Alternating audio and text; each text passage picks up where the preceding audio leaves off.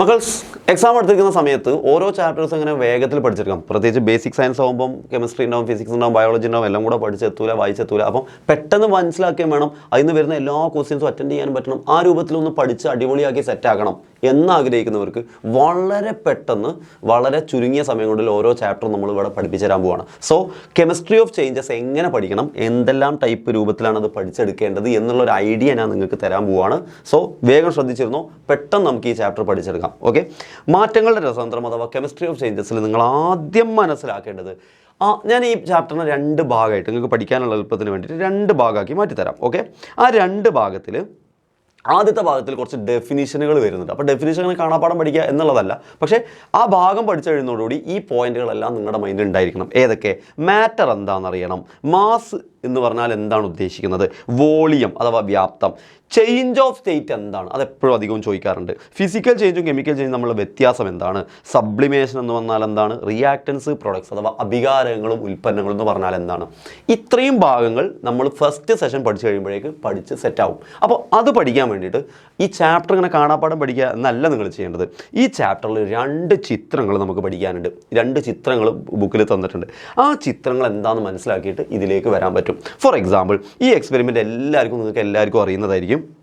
ഒരു ഗ്ലാസ് ഉണ്ട്, ആ ഗ്ലാസ്സിലൊരു ടവൽ വെച്ചിട്ടുണ്ട്. എന്നിട്ട് ആ ടവൽ വെച്ചിട്ട് ഈ ഗ്ലാസ് ഇങ്ങനെ കമിഴ്ത്തി വെള്ളത്തിലേക്ക് താഴ്ത്തും. അപ്പോൾ നിങ്ങൾക്കറിയാം, വെള്ളത്തിലേക്ക് താഴ്ത്തി അതേപോലെ വെള്ളത്തിൽ നിന്ന് പുറത്തെടുത്താൽ ഈ ടവൽ എന്ത് ചെയ്തിട്ടുണ്ടാവില്ല, നനഞ്ഞിട്ടുണ്ടാവില്ല. അതിൻ്റെ കാരണം ഈ ടവൽ നനഞ്ഞിട്ടുണ്ടാവില്ല. അതിൻ്റെ കാരണം ഈ ടവൽ ഇങ്ങനെ മുക്കുമ്പോൾ അതിൻ്റെ ഉള്ളിൽ എന്തുണ്ട്, വായുണ്ട്. ഇവിടെ വായുണ്ട്. ഈ വായു ഇവിടെ ഉള്ളതുകൊണ്ട് തന്നെ ഇതിലേക്ക് വെള്ളം കയറൂല. സോ നമുക്കെന്ത് മനസ്സിലായി, വായു എന്ന് പറയുന്ന ഒരു സംഭവം ഒരു പദാർത്ഥമാണ്, ഒരു മാറ്ററാണ്.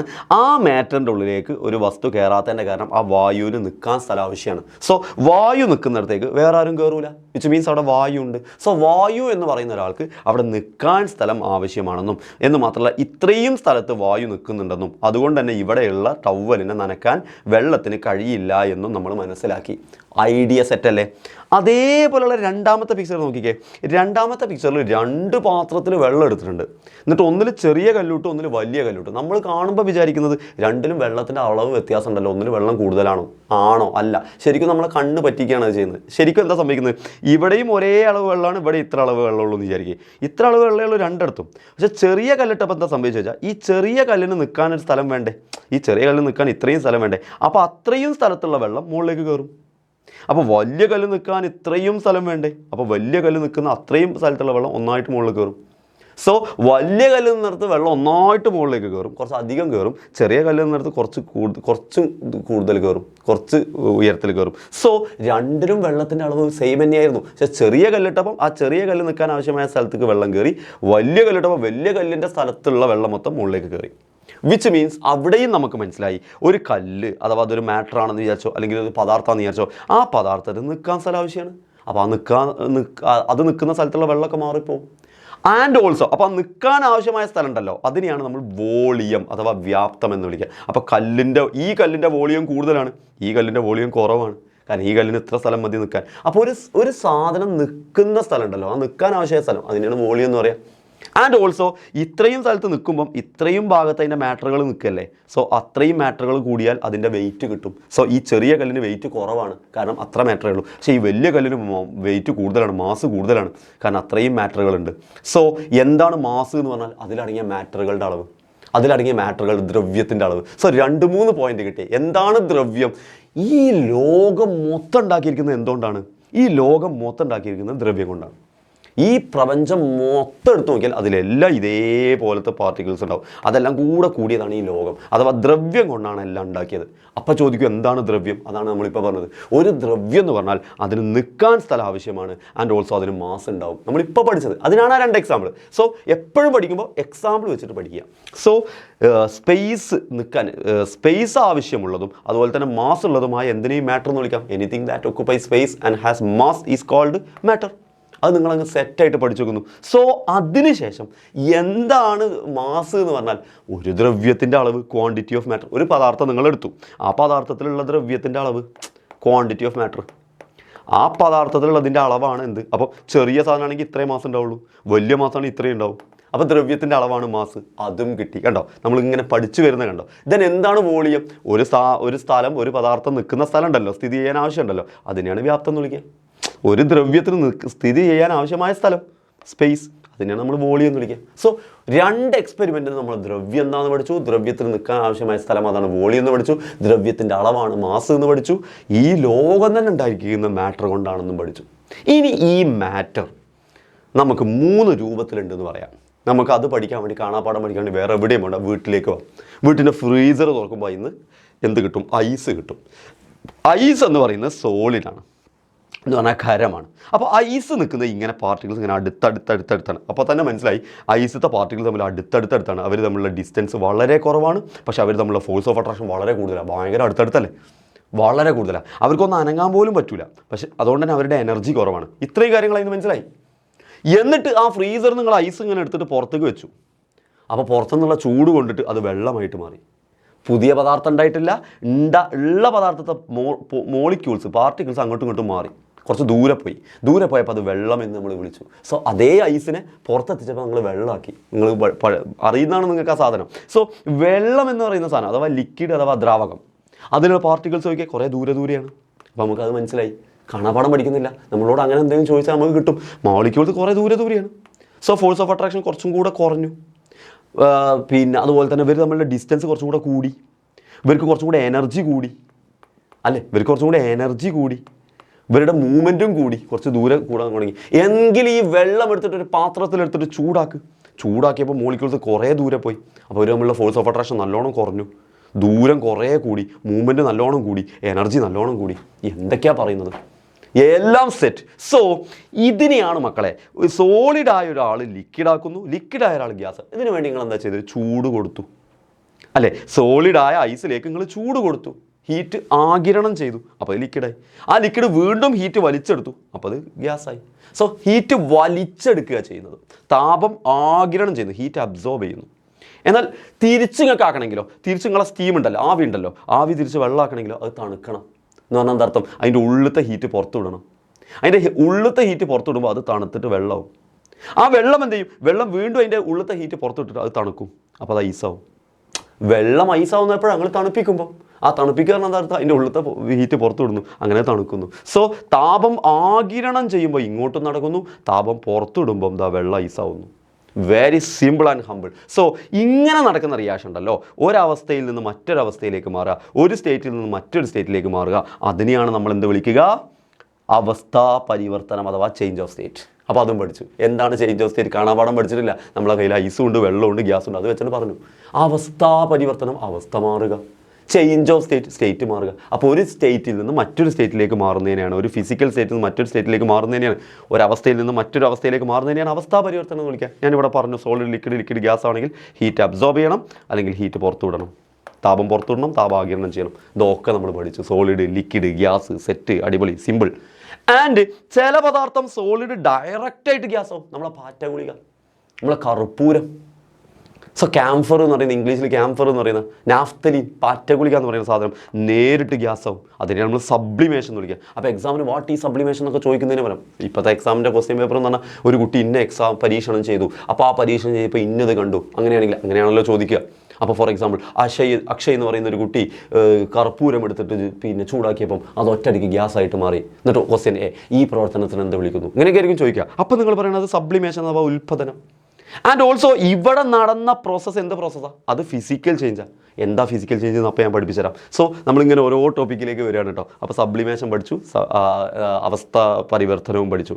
ദെൻ 2 രൂപത്തിലാണ് റിയാക്ഷൻസ് നടക്കുക, ചേഞ്ചസ് ഉണ്ടാവുക. ഒന്ന് ഫിസിക്കൽ ചേഞ്ച്. എന്താ ഫിസിക്കൽ ചേഞ്ച് എന്ന് പറഞ്ഞാൽ, ഫിസിക്കൽ ചേഞ്ചിൽ പുതിയ പദാർത്ഥം ഉണ്ടാവില്ല. പിന്നെ എന്താ സംഭവിക്കുക? മോളിക്കുലാർ അറേഞ്ച്മെൻറ്റ് മാറും. ഞാൻ നേരത്തെ കാണിച്ചതിലെ ഐസിലുണ്ടായിരുന്ന അറേഞ്ച്മെൻറ്റ് കുറച്ച് ദൂരെ പോയി, അങ്ങനെ വെള്ളമായി. അതപ്പോൾ ഒരു ഫിസിക്കൽ ചേഞ്ചാണ്, ഭൗതിക മാറ്റമാണ്. സോ പുതിയ പദാർത്ഥങ്ങൾ ഉണ്ടാവില്ല, തന്മാത്രകളുടെ ക്രമീകരണം മാത്രമേ മാറുള്ളൂ. ഏതിൽ? ഭൗതിക മാറ്റത്തിൽ. ഏതിൽ? ഫിസിക്കൽ ചേഞ്ചിൽ. മറക്കരുത്. അപ്പോൾ എന്താ സാറേ കെമിക്കൽ ചേഞ്ച്? കെമിക്കൽ ചേഞ്ചിൽ പുതിയ പദാർത്ഥങ്ങൾ ഉണ്ടാവും. കെമിക്കൽ ചേഞ്ചിൽ പുതിയ പദാർത്ഥങ്ങൾ ഉണ്ടാവും. രാസമാറ്റം എന്ന് പറഞ്ഞു കഴിഞ്ഞാൽ ഒരു പദാർത്ഥം മറ്റൊരു പദാർത്ഥമായി പുതിയ തന്മാത്രകളായിട്ട് മാറും. എന്താണ് അപ്പോൾ സോളിഡ് ലിക്വിഡ് ആവുന്നു, ലിക്വിഡ് ഗ്യാസ് ആവുന്നു, ഫിസിക്കൽ ചേഞ്ചാ കെമിക്കൽ ചേഞ്ച്. ഫിസിക്കൽ ചേഞ്ച് പുതിയ പദാർത്ഥം ഉണ്ടായിട്ടില്ല. സാറേ ഐസ് വെള്ളമായല്ലോ, പുതിയ പദാർത്ഥമല്ല. അല്ല, ഐസും വെള്ളം ഒക്കെ സെയിം സാധനമാണ്. അതിൽ പുതിയ മോളിക്യൂൾസ് ഇല്ല, ഒക്കെ H2 ആണ്, ഹൈഡ്രജൻ ഓക്സിജൻ ഹൈഡ്രജൻ ഓക്സിജൻ. അതിൻ്റെ അറേഞ്ച്മെൻറ്റേ മാറുന്നുള്ളൂ. സോ അതും നിങ്ങൾ പഠിച്ചു. അങ്ങനെയാണെങ്കിൽ എക്സാമിന് അത് വെച്ചിട്ട് കുറേ എന്താ പറയുക റിയാക്ഷൻസ് വന്നിട്ട് അത് ഫിസിക്കൽ ചേഞ്ച് ആണോ കെമിക്കൽ ചേഞ്ച് ആണോ ചോദിക്കും. എളുപ്പത്തിൽ മനസ്സിലാക്കാൻ നമുക്ക് ആലോചിച്ചാൽ മതി അവിടെ പുതിയ പദാർത്ഥം ഉണ്ടാവുന്നുണ്ടോ അല്ലേ. കേർഡ്ലിംഗ് ഓഫ് മിൽക്ക്, പാല് തൈരാവുന്ന പുതിയ പദാർത്ഥം ഉണ്ടായി, കെമിക്കൽ ചേഞ്ചാണ്. കെമിക്കൽ ചേഞ്ചിന് മാത്രമേ അണ്ടർലൈൻ ഇടാവേ. മെൽറ്റിംഗ് ഓഫ് വാക്സ് ഉരുക, മെഴുകുരുക, അത് ഫിസിക്കൽ ചേഞ്ച്. ഉരുകുന്നതൊക്കെ ഫിസിക്കൽ ചേഞ്ച്, കാരണം ഉരുകിയിട്ട് പുതിയ പദാർത്ഥമല്ല ഉണ്ടാവുക, അത് വേറെ സ്റ്റേറ്റിക്ക് മാറുക ചെയ്യുക. ബേണിംഗ് ഓഫ് കാൻഡിൽ മെഴുകുതിരി കത്തുക എന്നുള്ളതൊക്കെ കെമിക്കൽ ചേഞ്ചാണ്. Chemical change. Formation of ice ആവുന്നത് അത് ഫിസിക്കൽ ചേഞ്ചാണ്. മെൽറ്റിംഗ് ഓഫ് ഐസ് ഉരുകുന്നത് ഫിസിക്കൽ ചേഞ്ചാണ്. Dissolution of salt in water, ഉപ്പ് വെള്ളത്തിൽ ലയിക്കുക, പുതിയ പദാർത്ഥം ഉണ്ടാവും ഇല്ലല്ലോ, ഉപ്പ് വേറെ സ്റ്റേറ്റിക്ക് മാറിയെന്നല്ലേ ഉള്ളൂ. സോ അത് ഫിസിക്കൽ ചേഞ്ചാണ്. ദെൻ റസ്റ്റിംഗ് ഓഫ് അയൺ, ഇരുമ്പ് തുരുമ്പിക്കുക, കെമിക്കൽ ചേഞ്ചാണ്. ബേണിംഗ് ഓഫ് ഫയർവുഡ്, മരം വിറക് കത്തുന്നതൊക്കെ കെമിക്കൽ ചേഞ്ചാണ്. സോ പുതിയ പദാർത്ഥങ്ങൾ ഉണ്ടാവുന്നത് കെമിക്കൽ ചേഞ്ചും, പുതിയ പദാർത്ഥങ്ങൾ ഇല്ലാണ്ട് അറേഞ്ച്മെൻറ്റ് മാറുന്നത് മാത്രം ഫിസിക്കൽ ചേഞ്ചും. ഇത് ഞാൻ ഓൾറെഡി ഡിസ്കസ് ചെയ്ത് കഴിഞ്ഞു. ഇവരുടെ ഡിസ്റ്റൻസ് എങ്ങനെയാണ് ഉണ്ടാവുക, അത് പാർട്ടിക്കിൾസ് ജസ്റ്റ് വരച്ച് നോക്കിയിട്ട് നിങ്ങൾക്ക് അറേഞ്ച് ചെയ്യാവുന്നതുള്ളൂ. സോളിഡ് ആകുമ്പോൾ എങ്ങനെ വരക്കണം, ലിക്വിഡ് ആകുമ്പോൾ കുറച്ച് ദൂരെ വരക്കണം, ഗ്യാസ് ആകുമ്പോൾ നല്ല ദൂരെ വരക്കണം. ഇത് നിങ്ങൾക്ക് ചെയ്ത് നോക്കാവുന്നതേ ഉള്ളൂ. റെഡി? അങ്ങനെയാണെങ്കിൽ എൻ്റെ ഈ ചാപ്റ്ററിൻ്റെ ഫസ്റ്റ് പാർട്ട് ഇവിടെ തീരാൻ പോകുന്നു. ഫസ്റ്റ് പാർട്ടിൽ പറയുന്ന മറ്റൊരു സംഭവം എന്താ വെച്ചാൽ റിയാക്റ്റൻ്റ് എന്താ, പ്രൊഡക്റ്റ് എന്താ. Very simple. നിങ്ങൾ എ എന്ന് പറയുന്ന ഏതോ ഒരു സബ്സ്റ്റൻസും ബി എന്ന് പറയുന്ന മറ്റേതോ ഒരു സബ്സ്റ്റൻസും കൂടെ തമ്മിൽ കൂട്ടിച്ചേർത്ത് റിയാക്ഷൻ നടത്തിയപ്പോൾ പുതിയൊരു പദാർത്ഥം സി ഉണ്ടായി, പുതിയൊരു പദാർത്ഥം ഡി ഉണ്ടായി. സോ നിങ്ങളെടുത്ത എയും ബിയും ഇവിടെ റിയാക്റ്റൻസ് ആണ്. എന്താണ്? എയും ബിയും ഇവിടെ എന്താണ്? റിയാക്റ്റൻസ് ആണ്. എയും ബിയും ഇവിടെ റിയാക്റ്റൻസ് ആണ്, അഭികാരകങ്ങളാണ്. എന്ന് പറഞ്ഞാൽ റിയാക്ഷൻ നടത്താൻ വേണ്ടി എടുത്തയാളെയാണ് അഭികാരങ്ങൾ അഥവാ റിയാക്റ്റൻസ് എന്ന് വിളിക്കുക. അപ്പം സിയും ഡിയും ഇവിടെ പ്രൊഡക്ട്സ് ആണ്, ഉൽപ്പന്നങ്ങളാണ്. പുതിയ സാധനം ഉണ്ടായി. അപ്പോൾ ആരോ മാർക്കിൻ്റെ അപ്പുറത്ത് എഴുതുന്നത് ഉൽപ്പന്നങ്ങളും, ആരോ മാർക്കിൻ്റെ ഇപ്പുറത്ത് എഴുതുന്നത് റിയാക്റ്റൻസും അഭികാരങ്ങളും. അതും മറക്കാതിരുന്നാൽ നല്ലത്. സോ ഫസ്റ്റ് ഭാഗം കഴിഞ്ഞ് കഴിഞ്ഞാൽ അടിപൊളി. എന്നിട്ട് ഒന്നും കൂടെ നിങ്ങൾ പഠിക്കുമെന്ന് ചെയ്യേണ്ട അറിയാം. ഈ ഫസ്റ്റ് ഭാഗം കഴിഞ്ഞാൽ ഒന്നും കൂടെ പഠിച്ചൊക്കെ ഒന്ന് സെറ്റല്ലേ നോക്കുക. ദ്രവ്യം എന്താണ് നോക്കുക, മാറ്റർ എന്താണ്, സ്പേസ് അതിൻ്റെ ഡെഫിനിഷൻ, സ്പേസ്, വോളിയം, മാസ് എന്താണെന്ന് അറിയുക, പിന്നെ ഫിസിക്കൽ ചേഞ്ചും കെമിക്കൽ ചേഞ്ചും എന്താണെന്ന് അറിയുക, ആൻഡ് സോളിഡ് ലിക്വിഡ് ഗ്യാസ് ആകുമ്പോൾ എന്താ സംഭവിക്കുന്നത് നോക്കുക, സബ്ലിമേഷൻ എന്താ നോക്കുക, അവസ്ഥാ പരിവർത്തനം എന്താ നോക്കുക, സെറ്റ്. ദെൻ അടുത്തൊരു ഭാഗത്തെ കുറച്ചും കൂടെ നിങ്ങൾക്ക് എക്സാമിന് ക്വസ്റ്റ്യൻ വരുന്ന ഒരു ഭാഗമാണ് നെക്സ്റ്റ് ഭാഗം, രാസമാറ്റങ്ങളും ഊർജ്ജമാറ്റവും. ഇനി കെമിക്കൽ ചേഞ്ച് നടക്കുകയാണ്. അപ്പോൾ കെമിക്കൽ ചേഞ്ച് നടക്കുമ്പോൾ കുറേ എനർജി ചേഞ്ച് നടക്കും. സോ കെമിക്കൽ റിയാക്ഷൻസുകൾ നമുക്ക് മൂന്നായിട്ട് തരംതിരിക്കാം. നമ്മളെ മുന്നിൽ നടക്കുന്ന റിയാക്ഷൻസിനെ, കെമിക്കൽ റിയാക്ഷൻസിനെ നമുക്ക് മൂന്നായിട്ട് തരംതിരിക്കാം. വിച്ച് മീൻസ് കെമിക്കൽ റിയാക്ഷൻ നടക്കാറുണ്ട്, പുതിയ പദാർത്ഥം ഉണ്ടാകും. ഈ പുതിയ പദാർത്ഥം ഉണ്ടാകാൻ വേണ്ടി നിങ്ങൾക്ക് 3 രൂപത്തിൽ റിയാക്ഷൻ നടത്താം. ഒന്ന്, ചൂട് കൊടുത്തിട്ട് റിയാക്ഷൻ നടത്താം, അല്ലെങ്കിൽ ചൂടുമായിട്ട് ബന്ധപ്പെട്ടുള്ള റിയാക്ഷൻ. അതിനെയാണ് തെർമോ കെമിക്കൽ റിയാക്ഷൻ എന്ന് വിളിക്കുക, അഥവാ താപരാസപ്രവർത്തനം. എന്താ ഇന്ന് മനസ്സിലാക്കേണ്ടത്? താപവുമായിട്ട് ബന്ധപ്പെട്ടാണ് ആ രാസപ്രവർത്തനം നടക്കുന്നത്. അപ്പോൾ ചിലപ്പോൾ ആ റിയാക്ഷനിൽ താപം നിങ്ങൾ ഉള്ളിലേക്ക് കൊടുക്കേണ്ടി വരും, അപ്പോൾ അതിനെ നമ്മൾ താപ ആഗിരണം എന്ന് വിളിക്കും, എൻഡോതെർമിക്. ചിലപ്പോൾ താപം പുറത്തു വരും, അപ്പോൾ അത് താപമോചകം അഥവാ എക്സോതെർമിക് ആലോചിക്കാനുള്ള ട്രിക്ക് എന്താ? എക്സിറ്റ് എന്ന് ആലോചിച്ചാൽ മതി. എക്സിറ്റ് അറിയുമ്പോൾ പുറത്തു പോകുക. അപ്പോൾ എക്സോതെർമിക്കാണ് താപം പുറത്തു പോകും, താപം മോചകം. എൻഡോതെർമിക് പറയുമ്പോൾ എന്താ ആലോചിച്ചാൽ മതി? എൻ്റർ എന്ന് പറയുമ്പോൾ താപം ഉള്ളിലേക്ക് വരും. എൻ്റർ എന്ന് പറഞ്ഞാൽ ഉള്ളിലേക്ക് വരിക എന്നല്ലേ, താപം ഉള്ളിലേക്ക് വരും. സോ താപം വലിച്ചെടുക്കുക, താപം ഉള്ളിലേക്ക് വരിക, എൻഡോതെർമിക്. താപം പുറത്തു വിടുക, exothermic. So thermo chemical reaction 2 ഉണ്ട്. എന്താണ് അപ്പോൾ ഇതിൽ നിന്ന് പഠിക്കേണ്ട എന്താ അറിയോ? എന്താണ് തെർമോ കെമിക്കൽ റിയാക്ഷൻ എന്ന് പഠിക്കണം. അത് 2 ടൈപ്പ്. അപ്പോൾ എന്താണെന്നുള്ളത് പറഞ്ഞാൽ ഡെഫിനിഷൻ പഠിക്കാൻ വളരെ ഈസിയാണ്. താപം പുറത്തു വിടുകയോ താപം വലിച്ചെടുക്കുകയോ ചെയ്യുന്ന രാസപ്രവർത്തനങ്ങളാണ് തെർമോ കെമിക്കൽ. എല്ലാ റിയാക്ഷനും ഇങ്ങനെ തന്നെ പറയാൻ പറ്റും, ഞാൻ ലാസ്റ്റ് പറഞ്ഞുതരാം. Then photo chemical reaction. എന്താ ഫോട്ടോ എന്ന് പറഞ്ഞാൽ എന്താ? ലൈറ്റ്. അപ്പോൾ ലൈറ്റുമായിട്ട്, പ്രകാശവുമായിട്ട് ബന്ധപ്പെട്ട് നടക്കുന്ന രാസപ്രവർത്തനം പ്രകാശ രാസപ്രവർത്തനം എന്ന് പറഞ്ഞാൽ ആ രാസപ്രവർത്തനം നടക്കണമെങ്കിൽ ഒന്നുകിൽ പ്രകാശം വേണം, അല്ലെങ്കിൽ ആ രാസപ്രവർത്തനത്തിൽ നിന്ന് പ്രകാശം പുറത്തു വിടും. ഇതാണ് പ്രകാശ രാസപ്രവർത്തനം. Then electrochemical reaction. ആ റിയാക്ഷൻ നടക്കണമെങ്കിൽ ഒന്നുകിൽ കറണ്ട് വേണം, അല്ലെങ്കിൽ ആ റിയാക്ഷനിലൂടെ കറണ്ട് പുറത്തു വരും. ഇതാണ് ഇലക്ട്രോ കെമിക്കൽ റിയാക്ഷൻ. അപ്പോൾ കറൻറ്റുമായിട്ട് ബന്ധപ്പെട്ട റിയാക്ഷൻ ഇലക്ട്രോ കെമിക്കൽ റിയാക്ഷൻ, പ്രകാശവുമായിട്ട് ബന്ധപ്പെട്ട പ്രവർത്തനം പ്രകാശ രാസപ്രവർത്തനം, ഫോട്ടോ കെമിക്കൽ റിയാക്ഷൻ വൈദ്യുത രാസപ്രവർത്തനമാണ് മറ്റേത്. ദെൻ താപവുമായിട്ട് ബന്ധപ്പെട്ട് നടക്കുന്ന, ഹീറ്റുമായിട്ട് ബന്ധപ്പെട്ട് നടക്കുന്ന reaction thermo chemical reaction. Very simple and humble. ഇനി എന്താ നിന്ന് പഠിക്കാനുള്ളത്? ഡെഫിനിഷൻ എങ്ങനെയാണ് പഠിക്കേണ്ടത് പറഞ്ഞല്ലോ. താപം പുറത്തു വിടുകയോ താപം വലിച്ചെടുക്കുകയോ റിയാക്ഷൻ തെർമോകെമിക്കൽ. പ്രകാശം വലിച്ചെടുക്കുകയോ പ്രകാശം പുറത്തുവിടുകയോ ചെയ്യുന്ന റിയാക്ഷൻ ഫോട്ടോകെമിക്കൽ. വൈദ്യുതി പുറത്തുവിടുകയോ വൈദ്യുതി വലിച്ചെടുക്കുകയോ. Simple and humble. ഇങ്ങനെ പഠിച്ചാൽ മതി. നോക്കിക്കേ, if heat is absorbed or released in a chemical reaction, this is thermochemical. If light energy is released or produced in a reaction, photochemical reaction. If electricity is used or released in a reaction, then electrochemical reaction. Simple ആയിട്ട് അങ്ങനെ പഠിച്ചാൽ മതി. എല്ലാത്തിലും released or എന്താണ് പറയുക, എല്ലാത്തിലും ഒന്നെങ്കിൽ required, ഒന്നെങ്കിൽ ആവശ്യം ഉണ്ടാവും, അല്ലെങ്കിൽ റിലീസ്ഡ് പുറത്തോട്ടുണ്ടാവും. So if heat energy is required or released എന്നുണ്ടാവും. സോ ഒന്നെങ്കിൽ വലിച്ചെടുത്തു അല്ലെങ്കിൽ പുറത്തുവിട്ടുന്നുണ്ടാവും. എന്തിനെ നിന്നും കൂടെ പറഞ്ഞാൽ മതി. അപ്പോൾ എല്ലാത്തിലും അതുണ്ടാവും. എന്നിട്ട് ഇഫ് ഹീറ്റ് എനർജി, ഇവിടെയാണെങ്കിലോ if light energy, if electrical energy, ഇത്രയേ ഉള്ളൂ. സോ ഇലക്ട്രിസിറ്റി ഉപയോഗിക്കുകയാണെങ്കിൽ, ലൈറ്റ് ഉപയോഗിക്കുകയാണെങ്കിൽ, ഹീറ്റ് ഉപയോഗിക്കുകയാണെങ്കിൽ എന്ന് വെച്ചിട്ട് നിങ്ങൾക്ക് ഡെഫിനിഷൻ ഈസി ആയിട്ട് എഴുതാം. എന്നാൽ ഡെഫിനിഷൻ പോലും പഠിക്കേണ്ടത് എക്സാമ്പിൾ ഉപയോഗിച്ചിട്ടാണ്. ഡെഫിനിഷൻ പോലും പഠിക്കേണ്ടത് എക്സാമ്പിൾ ഉപയോഗിച്ചിട്ട്. ഇത് തൽക്കാലം ഞാനിത് അയച്ചു തരാം. എന്നിട്ട് എന്താണ് പഠിച്ചത് നോക്കി. ഡെഫിനിഷൻ പോലും പഠിക്കേണ്ടത് നിങ്ങൾ എക്സാമ്പിൾ ഉപയോഗിച്ചിട്ടാണ്. നോക്കിക്കോ മക്കളെ. എടാ 4 എക്സാമ്പിൾ ഞാനിവിടെ തന്നിട്ടുണ്ട്. എക്സാമ്പിൾ വെച്ചിട്ട് തന്നെ പഠിക്കണേ. എക്സാമ്പിൾ വെച്ചിട്ടാണ് എക്സാമിന് ക്വസ്റ്റ്യൻ ചോദിക്കുക. നിങ്ങൾ ഈ രാസപ്രവർത്തനത്തിൻ്റെ ഭാഗം, അതായത് എനർജി ചേഞ്ചിൻ്റെ ഭാഗം വരുമ്പോൾ പൊട്ടാഷ്യം പെർമാംഗനേറ്റിനെ മറക്കല്ലടാ. പൊട്ടാഷ്യം പെർമാംഗനേറ്റുമായിട്ട് ബന്ധപ്പെട്ട 2 പ്രവർത്തനങ്ങൾ ഓർത്ത് വെക്കണം. ഒന്ന്, പൊട്ടാഷ്യം പെർമാംഗനേറ്റ് ചൂടാക്കുക. പൊട്ടാഷ്യം പെർമാംഗനേറ്റ് ചൂടാക്കുമ്പോൾ അത് പൊട്ടും, വിഘടിക്കും, ഡീകോമ്പോസിഷൻ എന്ന് പറയും. അപ്പം ഒരു പദാർത്ഥം പൊട്ടണമെങ്കിൽ മിക്കവാറും ചൂട് വേണ്ടി വരും. മറ്റൊന്ന്, പൊട്ടാഷ്യം പെർമാംഗനേറ്റിലേക്ക് ഗ്ലിസറിൻ ചേർക്കുക. പൊട്ടാഷ്യം പെർമാംഗനേറ്റ് പറഞ്ഞാൽ വയലറ്റ് കളറുള്ള സാധനമാണ്. അപ്പോൾ ആ സാധനത്തിലേക്ക് ഗ്ലിസറിൻ ചേർക്കുക, അല്ലെങ്കിൽ ആ സാധനം പൊട്ടിക്കുക. മക്കളെ വെരി സിമ്പിളായിട്ട് ആലോചിച്ചേ. പൊട്ടാഷ്യം പെർമാംഗനേറ്റ് എന്ന് പറഞ്ഞ സാധനം പൊട്ടിക്കണമെങ്കിൽ നിങ്ങൾ ഹീറ്റ് കൊടുക്കണം. കാരണം ചൂടാക്കിയാലേ അത് പൊട്ടുള്ളൂ. അപ്പോൾ ഹീറ്റ് കൊടുക്കണം. ഹീറ്റ് കൊടുക്കുക എന്താ? പൊട്ടാഷ്യം പെർമാംഗനേറ്റ് ഹീറ്റ് വലിച്ചെടുക്കുക, താപം ആഗിരണം. സോ ഇതൊരു എൻഡോതെർമിക് റിയാക്ഷനാണ്, താപ ആഗിരണ പ്രവർത്തനമാണ്. മനസ്സിലായത് നിങ്ങൾക്ക്? താപാകിരണ പ്രവർത്തനമാണിത്. അങ്ങനെ മനസ്സിലാക്കുക. അപ്പോൾ ഞാനിവിടെ പറയുന്ന റിയാക്ഷൻസ് ഒക്കെ എന്താണ്? തെർമോ കെമിക്കൽ റിയാക്ഷൻസ് ആണ് കേട്ടോ.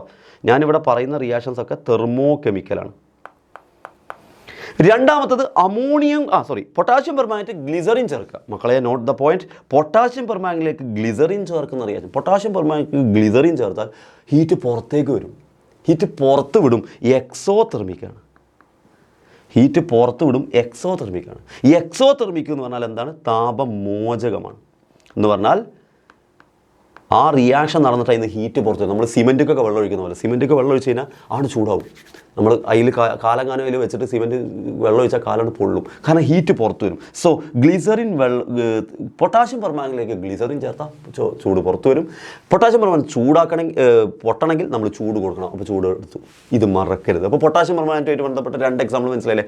മറ്റൊരു എക്സാമ്പിളാണ് അമോണിയം ക്ലോറൈഡും ബേരിയം ഹൈഡ്രോക്സൈഡും. അമോണിയം ക്ലോറൈഡും ബേരിയം ഹൈഡ്രോക്സൈഡും എന്ന് പറഞ്ഞാൽ ഇത് ഓർത്തൊക്കെ അമ്മ ക്ലോക്കിലേക്ക് നോക്കി ഭർത്താവിനെ വിളിച്ചു. അമോണിയം ക്ലോറൈഡും ബേരിയം അമ്മ ക്ലോക്കിലേക്ക് നോക്കി ഭർത്താവിനെ വിളിച്ചു. ഈ റിയാക്ഷൻ നടക്കുമ്പോൾ അമോണിയം ക്ലോറൈഡും ബേരിയം ഹൈഡ്രോക്സൈഡും എന്ന് പറഞ്ഞ റിയാക്ഷൻ നടക്കുമ്പോൾ നമ്മൾ ചൂടൊന്നും കൊടുക്കാതെ തന്നെ പുറത്തത്തെ ചൂട് വലിച്ചെടുക്കും. അമ്മ ക്ലോക്കിലേക്ക് നോക്കി ഭർത്താവിനെ വിളിച്ചു പറയുന്ന റിയാക്ഷൻ പുറത്തത്തെ ചൂട് വലിച്ചെടുക്കും. അപ്പോൾ സ്വാഭാവികം പുറത്ത് തണുക്കും. പുറത്തെ ചൂട് ഉള്ളിലേക്ക് വലിച്ചെടുത്തു. അപ്പോൾ പുറത്ത് നമ്മളിതൊരു പാത്രത്തിലാണ് ചെയ്യുന്നതെങ്കിൽ, അമോണിയം ക്ലോറൈഡ് ബേരിയം ഹൈഡ്രോക്സൈഡ് ചേർത്ത പാത്രത്തിലാണ് ചെയ്യുന്നതെങ്കിൽ പുറത്തത്തെ ചൂട് വലിച്ചെടുക്കുമ്പോൾ ഇതിൻ്റെ ഉള്ളിലല്ലേ ചൂടുള്ളൂ, പുറത്ത് പാത്രം തണുക്കും. എന്ന് പറഞ്ഞാൽ ടെമ്പറേച്ചർ കുറയും. ഇതെന്തുകൊണ്ടാണ്? താപം ഉള്ളിലേക്ക് വലിച്ചെടുത്തു. എൻഡോതെർമിക്കാണ്. എഗെയിൻ ഇത് എൻഡോതെർമിക്കാണ്, താപാകിരണ പ്രവർത്തനമാണ്. മറന്നുപോയത്. അമ്മ ക്ലോക്കിലേക്ക് നോക്കി ഭർത്താവിനെ വിളിച്ചു, അമ്മ ക്ലോക്കിലേക്ക് നോക്കി ഭർത്താവിനെ വിളിച്ചു, അങ്ങനെ അല്ലെങ്കിൽ അമ്മ ക്ലോക്കിലേക്ക് നോക്കി ഭർത്താവിനെ വിളിച്ചു, ഇങ്ങോട്ട് വരുമോ? സോ അത് ഓർത്ത് വെക്കുക. അങ്ങനെ യെസ്. ദെൻ മറ്റേത് എക്സോതെർമിക്. പൊട്ടാഷ്യം പെർമാംഗനേറ്റ് ഗ്ലിസറിൻ ചൂട് പുറത്തു പോയി, എക്സോതെർമിക്. ദെൻ മക്കളെ ക്യുക്ലൈമും വെള്ളവും. നീറ്റുകക്ക വെള്ളത്തിലിട്ടു, നീറ്റുകക്കയിലേക്ക് വെള്ളം ചേർത്തു. അഥവാ നീറ്റുകക്കയും വെള്ളവും തമ്മിൽ റിയാക്ട് ചെയ്യാൻ പുറത്തേക്കാണ് ചൂട് വന്ന്. നീറ്റുകക്കയും വെള്ളം തമ്മിൽ റിയാക്ട് ചെയ്യാൻ പുറത്തേക്ക് ചൂട് വന്ന്. എക്സോതെർമിക് താപമോചകം. ദെൻ മഗ്നീഷ്യം ആസിഡും തമ്മിൽ റിയാക്ട് ചെയ്തപ്പം ചൂട് പുറത്തേക്ക് വന്നു, എക്സോതെർമിക്. സോ ഞാനിവിടെ എഴുതിയ എക്സാമ്പിളുകളിൽ 3 എക്സോതെർമിക്കും 2 എൻഡോതെർമിക്കുമാണ്. മറക്കാതെ പഠിച്ചു. പൊട്ടാഷ്യം പെർമാംഗനേറ്റിൻ്റെ 2 എക്സാമ്പിൾ. അമ്മ ക്ലോക്കിലേക്ക് ഭർത്താവ് നോക്കി എന്തോ, അപ്പോൾ എൻഡോതെർമിക് അത് മനസ്സിലായി. ക്യുക്ക് വെള്ളത്തിലേക്ക് ഇട്ടു, ക്യുക്ക് വെള്ളം കൂടെ ചേർത്താൽ നീറ്റ് കക്കയും വെള്ളം കൂടെ ചേർത്താൽ ചുണ്ണാമ്പ് കിട്ടുമോ, അതും കൂടെ പഠിച്ചു വെച്ചോ. നീറ്റ് കക്കയും വെള്ളവും ചേർത്താൽ ചുണ്ണാമ്പ് കിട്ടും. സോ ചുണ്ണാമ്പ് കിട്ടുന്ന ഈ റിയാക്ഷൻ എക്സോതെർമിക് ആണ്, മറക്കണ്ട. ചുണ്ണാമ്പും വരും, എന്നിട്ട് പുറത്തേക്ക് താപം വരും നമ്മൾ എഴുതുക. അങ്ങനത്തെ റിയാക്ഷൻ എങ്ങനെ എഴുതാറിയാം? ചുണ്ണാമ്പ് പ്ലസ് താപം. അപ്പോൾ ഈ പ്ലസ് താപം എന്ന് കണ്ടാൽ മനസ്സിലാക്കണം, പ്ലസ് താപം എന്ന് കണ്ടാൽ മനസ്സിലാക്കണം അത് എക്സോതെർമിക്. പ്രൊഡക്റ്റ് സൈഡിൽ താപം കണ്ടാൽ എക്സോതെർമിക്, റിയാക്ടൻറ്റ് സൈഡിൽ താപം കണ്ടാൽ എൻഡോതെർമിക്. ഫോർ എക്സാമ്പിൾ, പൊട്ടാഷ്യം പെർമാംഗനേറ്റും ഗ്ലിസറിൻ ചേർക്കണമെങ്കിൽ പൊട്ടാഷ്യം പെർമാംഗനേറ്റും ഗ്ലിസറിൻ ചേർത്തിട്ട് ഹീറ്റ് പുറത്ത് വരും, അപ്പോൾ പുറത്ത് എഴുതും. പൊട്ടാഷ്യം പെർമാംഗനേറ്റ് ചൂടാക്കണമെങ്കിൽ പൊട്ടാഷ്യം പെർമാംഗനേറ്റ് പ്ലസ് താപം എഴുതണം, അപ്പം ചൂടാക്കുമ്പോൾ അത് എൻഡോതെർമിക്. സോ മഗ്നീഷ്യം ആസിഡും ചേർക്കുമ്പോൾ താപം പുറത്ത് വരും. മഗ്നീഷ്യം ആസിഡും ചേർക്കുമ്പോൾ താപം മാത്രമല്ല കേട്ടോ, ഹൈഡ്രജൻ ഗ്യാസും പുറത്ത് വരും. മഗ്നീഷ്യം ആസിഡും ചേർക്കുമ്പോൾ ഹൈഡ്രജൻ ഗ്യാസും പുറത്ത് വരും, താപം പുറത്ത് വരും. ഓക്കെടാ. സോ ഇതിൽ നിന്ന് ചോദിക്കാവുന്ന 2-3 കാര്യങ്ങളൂടെ സാറ് പറഞ്ഞു തരട്ടെ. അതായത് മഗ്നീഷ്യം ആസിഡും ചേർക്കുമ്പോൾ ഹൈഡ്രജൻ പുറത്ത് വരില്ലേ? ഹൈഡ്രജൻ പുറത്ത് വരുന്നത് എങ്ങനെയാണ്? ഹൈഡ്രജനാണെന്ന് മനസ്സിലാവുക. Very simple. ഹൈഡ്രജനാണെന്ന് മനസ്സിലാക്കാൻ വേണ്ടിയിട്ട് ആ പുറത്ത് വരുന്ന ഹൈഡ്രജൻ ഗ്യാസിൻ്റെ പുറത്ത് ഒരു കത്തുന്ന തീപ്പെട്ടിക്കൊള്ളി കാണിച്ചാൽ ടപ്പ് പൊപ്പ് എന്ന് പറഞ്ഞ സൗണ്ടിൽ പൊട്ടും, പൊപ്പ് ടപ്പ് ടപ്പ് എന്നൊക്കെ പറഞ്ഞ സൗണ്ടിൽ പൊട്ടും. അങ്ങനെ പൊട്ടുണ്ടെങ്കിൽ ഹൈഡ്രജനാണ്. ആൻഡ് ഓൾസോ പൊട്ടാഷ്യം പെർമാംഗനേറ്റ് എടുത്ത് ചൂടാക്കുമ്പോൾ അതിന് ഓക്സിജൻ ഗ്യാസ് പുറത്ത് വരും. മഗ്നീഷ്യം ആസിഡ് എന്ന് പറഞ്ഞാൽ ഹൈഡ്രജൻ ഉള്ള ആൾക്കാരെയാണ് നമ്മൾ ആസിഡ് എന്ന് വിളിക്കുക. സോ ആസിഡിനായിട്ട് എന്തെങ്കിലും റിയാക്ട് ചെയ്താൽ ഹൈഡ്രജൻ പുറത്ത് വരും. പൊട്ടാഷ്യം പെർമാംഗനേറ്റിനെ ചൂടാക്കുമ്പോൾ ഓക്സിജനാണ് പുറത്ത് വരിക. അപ്പോൾ നിങ്ങൾ കത്തുന്ന എന്തെങ്കിലും സാധനം വെച്ചാൽ അത് ആളിക്കത്തും. സോ പൊട്ടാഷ്യം പെർമാംഗനേറ്റ് എടുത്ത് ചൂടാക്കുമ്പോൾ അത് ആളിക്കത്തും. മഗ്നീഷ്യം ആസിഡ് ചേർത്ത് റിയാക്ട് ചെയ്യുമ്പോൾ ഹൈഡ്രജൻ ഗ്യാസ് പുറത്ത് വരുമ്പോൾ പുറത്തെന്തെങ്കിലും സാധനം വെച്ചാൽ പൊപ്പ് എന്ന് പറഞ്ഞ സൗണ്ടിൽ പൊട്ടും. അതൊക്കെ നമ്മൾ പറഞ്ഞതാണ്. സോ എന്താണ് എക്സോതെർമിക്, എന്താണ് എൻഡോതെർമിക്, മറക്കലെ സെറ്റാക്കി പഠിക്കും. ദെൻ മക്കളെ മറ്റു കുറച്ച് എക്സാമ്പിളുകൾ. ഫോട്ടോസിന്തസിസ് അതിൽ തന്നെ ഉണ്ടത്. ഫോട്ടോസിന്തസിസ് എന്ന് പറഞ്ഞാൽ പ്രകാശ സംശ്ലേഷണമാണ്, ചെടികളിൽ നടക്കുന്നതാണ്. ചെടികളിൽ നടക്കുന്ന ഈ റിയാക്ഷൻ നടക്കണമെങ്കിൽ ഫോട്ടോ വേണം. സോ ഇതൊരു ഫോട്ടോ കെമിക്കൽ റിയാക്ഷനാണ്.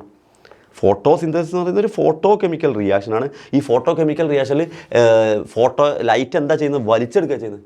ലൈറ്റ് അബ്സോർബ് ചെയ്യുന്നു, അബ്സോർബ്സ് ലൈറ്റ് എനർജി അല്ലേ, ലൈറ്റ് എനർജി വലിച്ചെടുക്കുന്നു. ദെൻ ബയോലൂമിനസെൻസ് എന്ന് പറയുന്നത് ജൈവദീപ്തി. എന്താ സാധനം? ജൈവദീപ്തി എന്ന് പറഞ്ഞാൽ ഈ ഫയർഫ്ലൈ, ഈ മിന്നാമിനിങ്ങളൊക്കെ ലൈറ്റ് പുറത്തു വിടുക. സോ മിന്നാമിനിങ്ങിൻ്റെ ഉള്ളിൽ കെമിക്കൽ റിയാക്ഷൻ നടന്നത്, അത് കെമിക്കൽ ചേഞ്ചാണ്. കെമിക്കൽ റിയാക്ഷൻ നടന്നിട്ട് ലൈറ്റ് പുറത്ത് വരും. സോ എഗെയിൻ അതൊരു ഫോട്ടോ കെമിക്കൽ റിയാക്ഷനാണ്.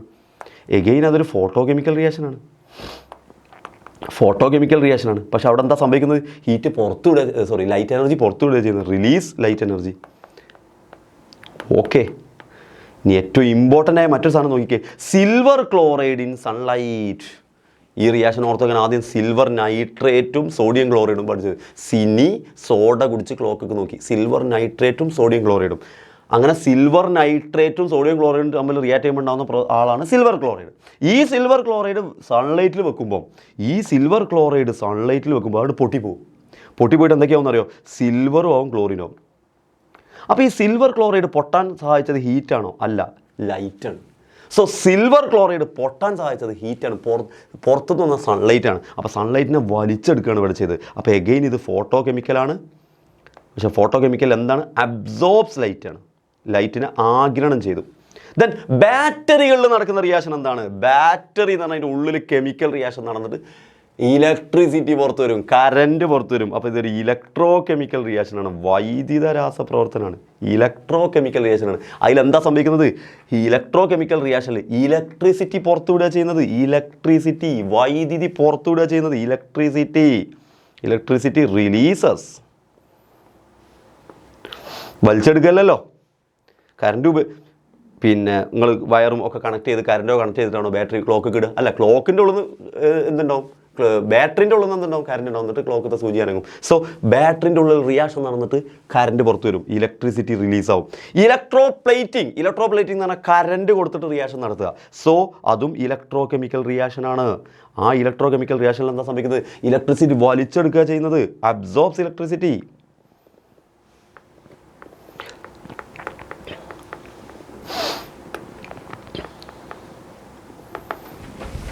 അല്ലെങ്കിൽ ഇലക്ട്രിസിറ്റി യൂസസ് ഇലക്ട്രിസിറ്റി അപ്ലൈ ചെയ്തിട്ട് റിയാക്ഷൻ നടത്തും. കുറേ റിയാക്ഷൻസ് നമുക്ക് പഠിക്കാമെന്നർത്ഥം. ആ റിയാക്ഷൻസിലൊക്കെ എന്താണ് നടക്കുന്നുള്ള എക്സാമ്പിൾ വെച്ച് അങ്ങ് പഠിക്കുക എന്നുള്ളതാണ് രണ്ടാമത്തെ ഭാഗത്ത് വെച്ച്. ഇലക്ട്രോലിസിസ് ഓഫ് സോഡിയം ക്ലോറൈഡ്, വെള്ളം. ഇലക്ട്രോലിസിസ് കറണ്ട് കടത്തിവിടുക, വൈദ്യുത വിശ്ലേഷണം എന്ന് പറഞ്ഞാൽ കറണ്ട് കടത്തിവിടുക. ഏത് കൂടെ? സോഡിയം ക്ലോറൈഡ് സൊല്യൂഷനിലൂടെയും വെള്ളത്തിലൂടെയും കറണ്ട് കടത്തിവിടുക. കറണ്ട് കടത്തിവിടുക. എഗെയിൻ കറണ്ട് യൂസ് ചെയ്യുന്നു, uses electricity. Then battery made of lemons. The battery എന്നുണ്ട് അവിടെ. ബാറ്ററിൻ്റെ ഉള്ളിൽ എന്താ നടക്കുക? ബാറ്ററിൻ്റെ ഉള്ളിൽ റിയാക്ഷൻ നടന്നത് കറണ്ട് ഉണ്ടാക്കും. അപ്പോൾ എന്താ? LED ബൾബ് കത്തും. ആ ചിത്രത്തിൽ കണ്ടിട്ടുണ്ട് ബാറ്ററി, അതായത് കുറേ നാരങ്ങ വെച്ചിട്ട്, നാരങ്ങ ഉപയോഗിച്ചിട്ട് വയറോ കണക്ട് ചെയ്ത് LED ബൾബ് കത്തിക്കുക. സോ നാരങ്ങ ഒരു ബാറ്ററി ആയിട്ട് മാറി. നാരങ്ങ ഒരു ബാറ്ററി പോലെയായി. അപ്പോൾ ബാറ്ററിൻ്റെ ഉള്ളിൽ റിയാക്ഷൻ നടക്കുന്ന പോലെ നാരങ്ങൻ്റെ ഉള്ളിൽ റിയാക്ഷൻ നടന്നു. എന്നിട്ട് അതിന് കറണ്ട് വന്നു, LED ബൾബ് കത്തി. അപ്പോൾ കറണ്ട് പുറത്ത് വന്നു.